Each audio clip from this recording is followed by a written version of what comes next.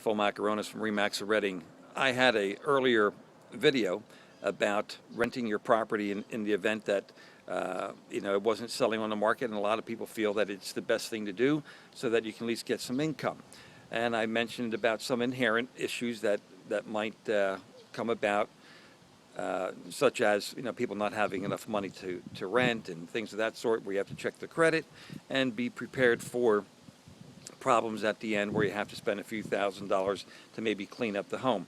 I'm here with one of my clients. We'll call him Mike. And Mike was going to sell his home, and at one point in time, he said to me, "What do I do? I'm thinking about renting it. Should I do that?" And I said, "Look, you can, but you have to be prepared because it's not always the easiest thing to do." So I'm just going to let Mike tell you a couple things of what just happened with his most recent rental situation. Mike, what do you think? If you're going to rent, the best thing you can do is get as much information on the people as possible. Yeah, that's a real good point, financially especially. Don't look at their cars, don't look at that. Do a credit check, and look at it as a business standpoint. We gave them the benefit of the doubt. We didn't come in for a year since they were paying. And Mike, that's a real good point. You just said you didn't come in for a year. You as a landlord have a right to come in with 24-hour notice. Correct. And because they seemed like nice people, you let them go. But do you think if you would have stopped in like every 4 or 5, 6 months, that would have been better? I think probably every 2 months. Every 2 months? Especially if you watch through the video as we walk through the house to see what kind of damage was done. Yeah. Can you tell them a few things that actually happened? Downspouts were ripped down that we didn't know about, which flooded out the basement, ruined all the carpet in the basement, molded out some walls that were put up. They had 2 dogs, 2 cats when they're allowed to have 1 dog. And those are things that you could have caught had you come in earlier. Correct. Correct. Okay. The neighbor that I talked to 2 days ago said that also their grandmother was living here for a little bit, or their mother. So that's another thing. Another thing. And PA is a very friendly tenant state.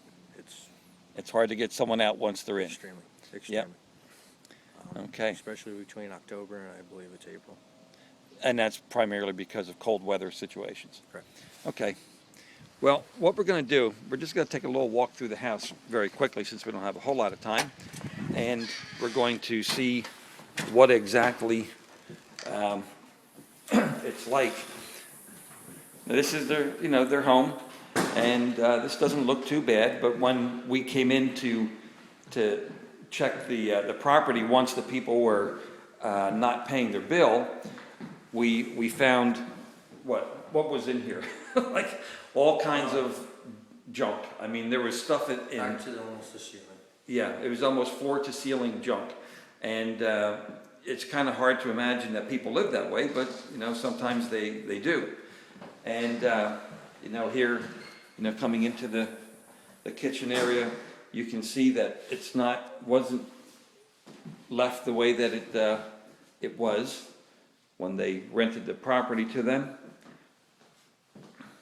And then we can go downstairs, but the most important thing is, Mike, you mentioned to me that not only did they, not pay and you had trouble getting them out and things of that sort, but, they can't see on the video, but all the walls are scuffed and the carpeting is certainly messed up where you have to replace the carpeting. But tell them about the remote controls.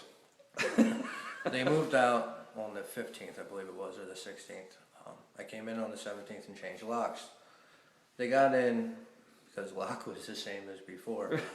Yeah, it's another matter. They went upstairs and took all the locks, I'm sorry, the batteries out of the remotes for the fans and the lights in the rooms. And that sounds kind of crazy, because what some people do in a rental situation is they get upset because you're trying to get them out of the property, or they're upset with the bank because the bank is trying to get them out of the property.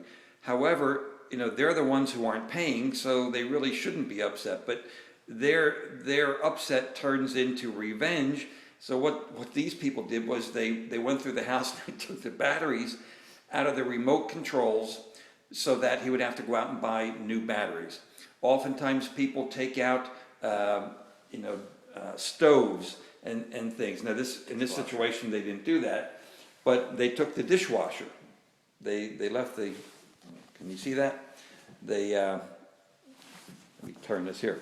They took the dishwasher out. Well, they didn't own the dishwasher. The dishwasher was owned by the owner. So these are kinds of issues that you have to be concerned about. I've been in some situations where the people were not renting, but they were living there and the bank was foreclosing. And what they did was they went in and took out all the kitchen cabinetry. And they took out the hot water heater and the electric panel and left the house just basically a shell.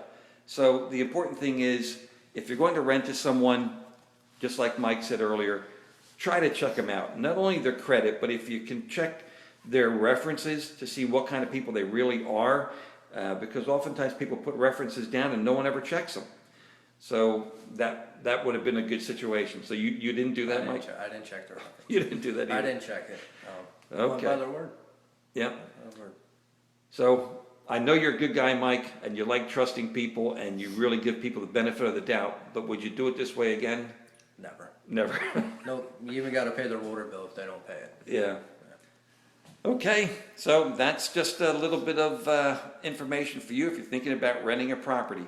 If you have that thought in mind, keep these issues in mind. Have a good day. Phil Macaronis, RE/MAX of Reading.